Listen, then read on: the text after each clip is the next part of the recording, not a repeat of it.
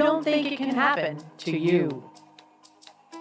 The hit-and-run chase in California, a motorcycle rider witnessing a driver slam into several cars and then speeding away. It can happen to you within seconds, a blink of an eye. Tonight about the man suspected of killing a woman in a hit-and-run and his plan to evade justice. When you take your eyes off the road for just seconds, when you're driving your car, oh, yes, it can happen to you. See, it's not a matter of if, it's a matter of when. When the sands of time will run out within your hourglass. New at 10, a hit and run caught on video, and now a teenager and his family are looking for the driver who took off. He was a victim of a distracted driver hitting the road while riding his motorcycle going 65 miles per hour. He nearly lost his life. Now on a crusade to help save lives and prevent someone else from becoming a victim, the creator of DistractedDriversBusted.com and now the host of this podcast, it's Howard Drescher. Welcome to another show of DistractedDriversBusted.com, the podcast show. I am your host, Howard Drescher, the creator of DistractedDriversBusted.com, and of course, now this podcast show. You can follow me on Twitter at DistractedDBTV, at DistractedDBTV, and of course on Facebook, DistractedDB. And you can get the shows on iTunes, Spotify, iHeartRadio, and Google Podcast. Just type in the keyword DistractedDB. All right, so here's a lot of things that are going on. It's been about 10 days since I've done a show. It's kind of crazy, but, I just had to take some time to myself and think a little bit. I know the month of April was really brutal for me. I only ended up doing maybe 3 to 4 shows. I should be starting to pick up the pace for some reason, and I mentioned this before in the past. I have no idea. I have no idea why the month of April every year just drags down on me. I don't have a clue why, but it's like I just don't want to do nothing. I don't even want to get up and get out of bed. I just don't want to do anything. But yet, I still lack doing those shows. I still end up doing that for some reason. And it's always been for the past 7-8 years that I've been doing these shows. I had the same situation. I just don't feel comfortable in the month of April. And April is Distracted Driving Month. We all know that. And quite honestly, I have advocated for 12 months out of the year to be Distracted Driving Month because technically it is, because distraction can come up and rear its ugly head at any given time. And when it does, somebody's going to get hurt, somebody could get killed, and maybe both parties, it could be one, it could be both. It just doesn't matter.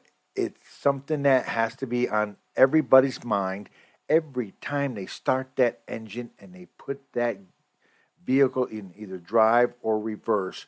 Something needs to click in their heads saying, hey, this is not cool. I need to pay attention. I shouldn't be putting up makeup on. I shouldn't be eating or drinking in the car. I shouldn't be, texting and driving. But yet I still see it. I shouldn't be getting drunk in a bar or at home and then getting out into my car and driving down the road, because disaster can happen at any one given time, and 9 times out of 10 we're not prepared for it. If you're not prepared for it, that is when it becomes more devastating. And then you see it on the news. How could this happen? Why did this happen? They know about this. He's such a good guy. Oh, she's such a good girl. I don't understand what happened. Why would they do that? I just don't get it. And quite honestly, to tell you the truth, I don't get it either. It's just something that just continues to happen over and over again. And I know I'm preaching to the choir. I'm preaching to the people that listen to the podcast show. They download it. They listen to it. They get it. And I understand that. Unfortunately, today, I did not compile any of the lists that kind of tuned into the last podcast show that we did about 10 days ago. And, for that is my fault. And I apologize to every one of you for that. I know that probably half dozen or so states tuned in, a couple of different countries around the world. I would have to say the biggest state or the biggest country that I'm trying to get a hold of is somebody in Australia. That would be nice. I've had them pretty much everywhere else. It's just that, well, I'm not really sure what happened. And it just drives me crazy that I, don't have any followers or any listeners down in Australia. And if I do, I apologize. I just don't see it on my results. And again, if there is, I apologize for that. All right, you're listening to DistractedDriversBusted.com, the podcast show. Okay, when we come back in just about a minute, 2 stories come from San Diego. Devastating. Again, 2 stories from San Diego. You're listening to DistractedDriversBusted.com, the podcast show. We'll be back right after this. You've been putting back a few, and a few becomes a few too many. For a moment, you think about going for a ride. Nah, you live nearby. What's the worst that can happen? You get pulled over, your insurance goes up, you lose your license, total your car, you kill someone.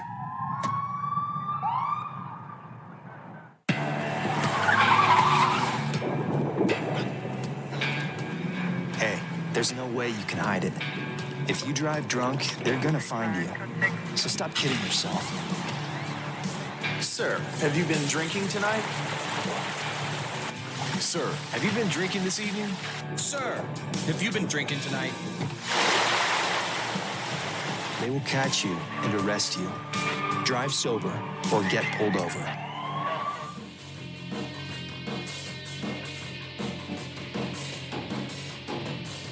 All right, you're listening to DistractedDriversBusted.com, the podcast show. I'm your host, Howard Drescher, the creator of DistractedDriversBusted.com.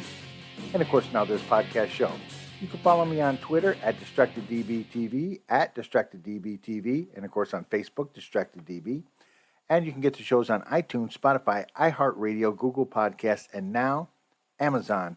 Just go ahead and type in the keyword DistractedDB, and I appreciate that for everybody who has downloaded my show and has listened to my show and understands the seriousness that we have here. All right, here's a story that I got from CBS 8 out here in San Diego, and I appreciate them for allowing me to use the sound. A driver has been charged with a DUI and manslaughter in a crash that killed 2. And the young gentleman, they had 2 different reports on it. I only pulled up one of them. Apparently, after this, he was arrested, and then probably the next day, he ended up going into court. And it's just a sad situation where 2 people lost their lives. An 81-year-old woman and a 23-year-old male had lost their lives. And it's, I know that they had a dog, and you're going to hear part of a story in this where they had a dog that was in the back of the car. He ended up getting out, ran down the road. It took a day or so. Apparently the dog was found, and he ended up going back to the 23-year-old's brother, who ended up rescuing him. And again, CBS 8, and I appreciate that for allowing me to do the sound. Tonight, we know the name of the driver who police say was under the influence when he plowed into a minivan, killing 2 people over the weekend and leaving 2 other family members injured. Good evening, and thank you for joining us. I'm Carlo Cicchetto. I'm Marcella Lee. As CBS 8's David Gottfredson reports, the family received some much-needed good news today when they were reunited with their missing puppy that had run away from the scene of the accident.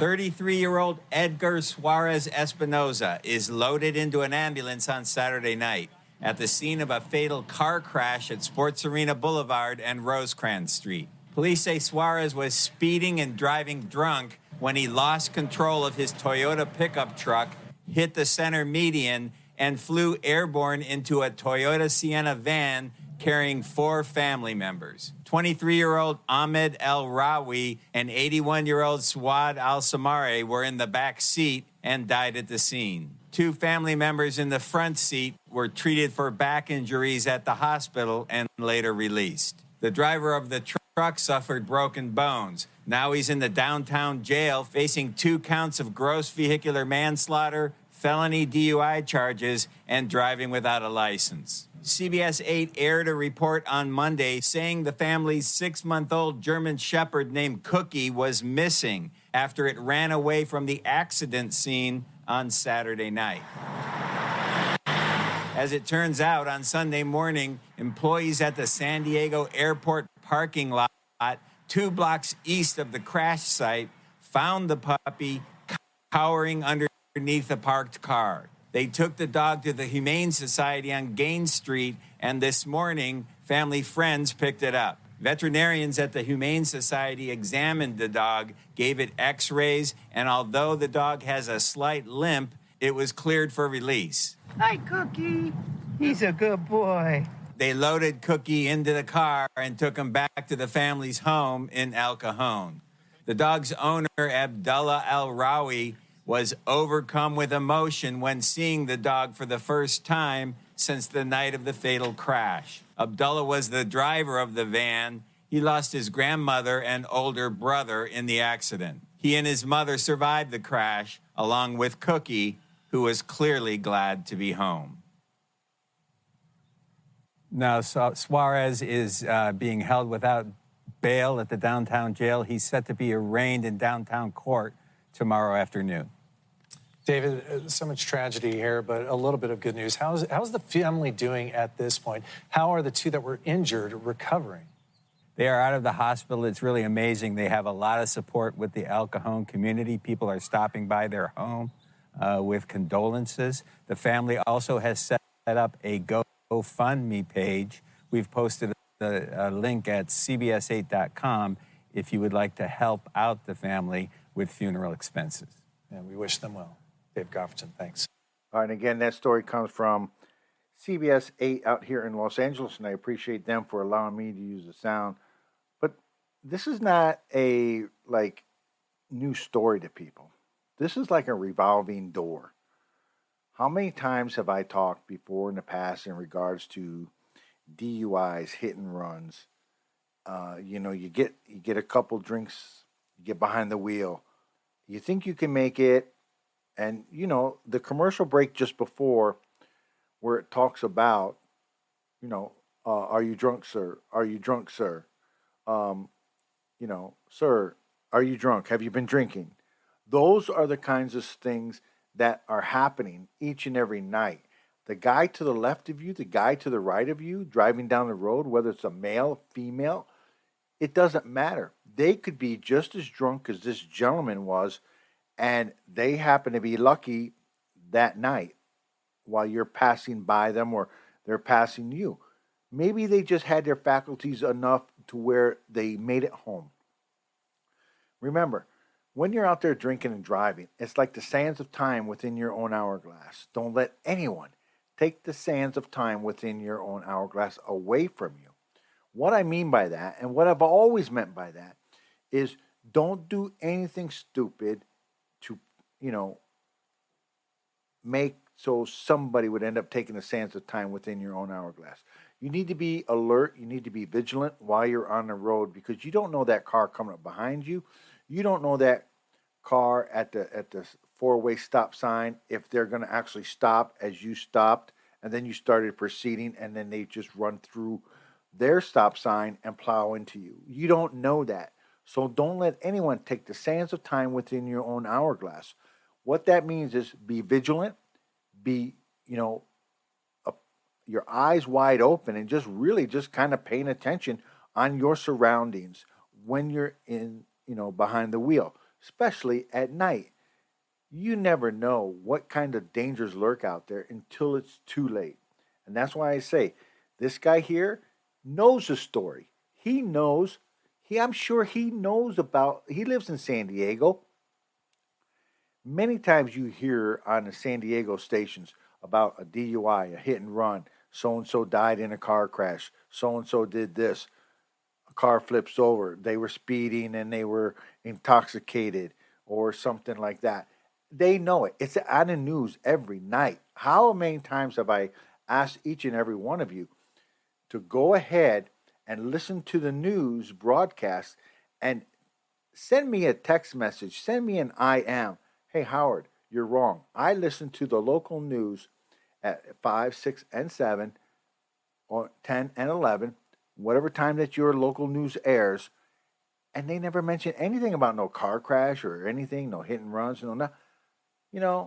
I have yet to receive a text message or an instant message on any of my platforms or anything, because it's happening each and every night so many times. You guys will not have the ability to send me an instant message or a text message saying, hey, guess what?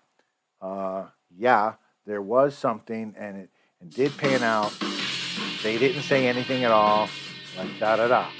So therefore, you got to wonder, are they not getting the messages? All right, you're listening to DistractedDriversBusted.com podcast show. When we come back, a teen driver, he didn't get the message. We'll be back right after this. You're listening to the DistractedDrivers.com podcast. We'll be right back. Ladies and gentlemen, we have arrived in Philadelphia. Local time is 3:05 p.m. and the temperature is 67 degrees. At this time, you are now free to use your cellular devices. You know that feeling when you get to turn your phone on after the plane lands? You can have that feeling every time you drive. Make sure your cell phone is stowed away whenever you are behind the wheel. Visit StopTextStopWrecks.org. A message brought to you by the National Highway Traffic Safety Administration, Project Yellow Light, and the Ad Council. Wake up and text. Text and eat. Text and catch the bus. Text and miss your stop. Wait. Text and be late to work.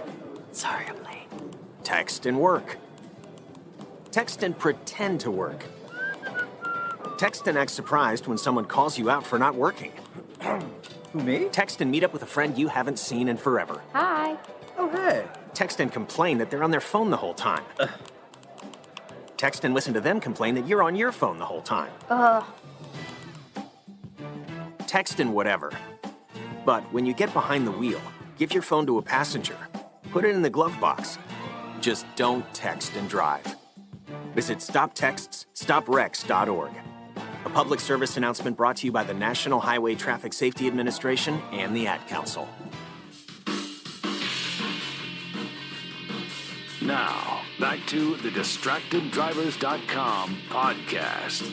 All right, welcome back to DistractedDriversBusted.com podcast show. I'm your host, Howard Drescher, the creator of DistractedDriversBusted.com, and of course, now this podcast show. Follow me on Twitter at DistractedDBTV, at DistractedDBTV, of course on Facebook, DistractedDB. You can get the shows on iTunes, Spotify, iHeartRadio, Google Podcasts, and Amazon. Just type in the keyword DistractedDB and you will be able to find not only this show, but the past 7 years, depending on what platform that you've got that you're listening to me on. I understand that the first couple years of my shows are not on Amazon, I believe, because they joined probably after I've reached the 100 show mark. So I'm well above that now, so therefore they are aboard on our show, and I appreciate that. So here's a story, again, from ABC 10 down in San Diego. Again, the two stories today that I got come from San Diego. And it deals with a teen who apparently was speeding, and, DUI played a role in the crash where when they crashed, 2 teens that were riding with him died, according to the police. Now, I have a couple things on this, but I want you to hear the audio piece first. Once you hear the audio piece, and I sent out on my Twitter, on the tweets that I sent out promoting this podcast, what about this? What can we do? What can we do to get the youth more informed about the dangers of speeding and drinking and driving, what can happen in the long run? And so I'm going to play the sound here first from, again, ABC 10 out in San Diego. And again, you can find them on the Twitter at 10 News. And again, I appreciate them for allowing me to use the sound. Information about a rollover crash on Torrey Pines State Beach that killed 2 teenagers and left 3 others injured. The scene unfolded around 11 o'clock last night. ABC 10 News reporter Rachel Bianco is joining us live. And Rachel, police say the car went over a ledge and hit multiple rocks before crashing onto the beach. That's right, Derek. The car landed in the sand just north of here, just beyond Guard Tower. The tide has washed away any of the tire tracks or any sign of the crash, but people who heard it say it is something they will never forget. You can still see the destructive path left behind by the driver. The 19-year-old lost control going south on North Torrey Pines Road around 11 Monday night. He crashed through the guardrail, flew over the ledge, bounced off the rocks, flipped at least once, and then landed on the sand at Torrey Pines State Beach. Jeff Everett was parked in his van nearby. I'm playing guitar in my van, and I hear this loud crash, and it was an unnatural sound. And I just assumed maybe 2 people sideswiped each other. What happened was far worse. The impact totaled the Subaru coupe. 2 male passengers were killed. 3 others, including the driver, went to the hospital. All of them are 18 or 19 years old. 2 young people lost their lives. They should probably be alive right now. We have 3 people who are seriously injured, and maybe that was preventable as well. Investigators believe speed and DUI caused the crash. The 19-year-old driver hasn't been charged yet, and police are not releasing his name or the names of his passengers. Tuesday morning, crews with the state parks were cleaning up the debris left from the crash. Everett also returned to the crash site to pay his respects. Mainly to just say a prayer, even though I don't know any of these kids or anything, but they could be they could be a brother of someone, a family member, a son. You don't have to know someone to say a prayer for them. Again, police are not releasing any of the teens' names, and they haven't said if they are from the area, but the license plate comes back to a 19-year-old from Riverside County. Reporting live at Torrey Pines State Beach, Rachel Bianco, ABC 10 News. All right, again, that story comes from ABC 10 News, and you can follow them at 10 News out there in San Diego. And again, 100% appreciate them for allowing me to use the sound. Okay, so here's the thought, real quickly. Speeding and DUI apparently had caused this mishap to happen. So what do? What can we do to get back into the good graces of the driving gods, if you will? And that's what I'm going to call it. You have to get into the good graces of the driving gods, because everything that you do hinges on somebody else's reaction or not reaction. That's what ends up determining whether or not you're going to be in a crash or not. You have to stay vigilant, number one. Secondly, how about getting driver education back in our schools? Nobody here in California is even doing that. They have driving schools outside of the school curriculum. Yes, you can take that, but you're doing 3 or 4 hours. I don't even know how many months you got. I need to get in touch with the driver education school out here to find out roughly about how long these kids are getting trained, because I know I did driver ed in high school, and it was an hour a week or an hour class 3 times a week while I was going through, and I think it was 6 months out of the school year, or it was 6 to 4 months, 4 to 6 months, something like that. So that's a lot of hours. And not only that, you did in-school class, you did driving out on the roads, you did this, and you had instructors that were really mean on you based on the fact of your driving ability. So that's another one that needs to have happen. And secondly, how about as you get your license, you have to take a pledge that you are not going to be doing any kind of drinking and driving. And if you end up getting caught drinking and driving and speeding and doing something stupid, your folks will have to pay restitution automatically when you are negligent to the families of that damage or death in some cases like this. How about attending a couple court cases? When there's a couple court cases out there, that has to be attended by, obviously, the perpetrator. Wake them up. Or you can do it beforehand. As you, the day after or the day before you get your driver's license, you go down to court, you listen in a real court case, whether it be in the same room or on a Zoom meeting, but you are actually physically check the box, yes, I've attended this. Secondly, maybe doing an autopsy down there when the coroner is doing their autopsy. You're maybe not in the same room. You're above there where they have the little looking glass, little suite type thing. You go ahead and look at that then that way.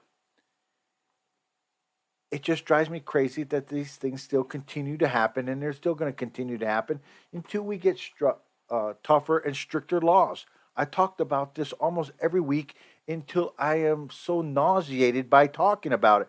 Let's get the law with tougher laws here. Let's get what we need. These are and I brought this up before in the past. How much can you put on a life? How much is too much? When I called a school out here in California, they said it costs too much to do driver education in school. Really? How much is that 16 or 17-year-old's life that just got behind the wheel? How much is the knowledge that they're lacking? How much is that worth when they're dead? What is that to the parents? That's what I want to know. It just drives me crazy. All right, real quickly, let's turn our attention. Everybody talks about this Motorcycle Safety Month. I think it should be, quite honestly, 12 months a year, because it falls into the same category as Distracted Driving Month, the month of April. The more we talk about it, the more we bring it to light, more understanding we get, everybody will understand it. And I'll talk about this more next week, or the next podcast show that I do. And quite honestly, yesterday was a sad day for our peace officers. It was Peace Officer Memorial Day. 619 fallen officers were honored yesterday. And here at Distracted Driving Busted, we had our fair share of law officers on the show. And we've also talked about some law officers that, unfortunately, while they were doing their duties as patrolling the streets, and they pull over a DUI suspect, along comes another vehicle, plows into them, and kills them. And for me, that is the worst thing that can happen. Somebody is in the middle of doing their job, and somebody who is out there being reckless ends up taking their life away from them. I've talked about it several times. I've had several officers that expressed to me that it is a dangerous situation, and I get it. But they're out there serve and protect. That's what they're there for. So if you see a police officer, tell them thank you. Thank the law officer. Don't be like they're out to get you. Just thank them. Maybe if you're at a donut shop or you're at a coffee shop or something like that, walk up to there and say, hey, you know what? I'll pay for that. Pay it forward. They're out there doing a great thing. 619 fallen officers had been honored yesterday. And here at DistractedDrivingBusted.com, the podcast show, we think of them and we respect them. And we thank them because they're out there doing what they need to do to protect you and me. You're listening to DistractedDriversBusted.com, the podcast show. Thank you, officers. Thank you for doing your job, making us safe. Appreciate it. And be safe out there.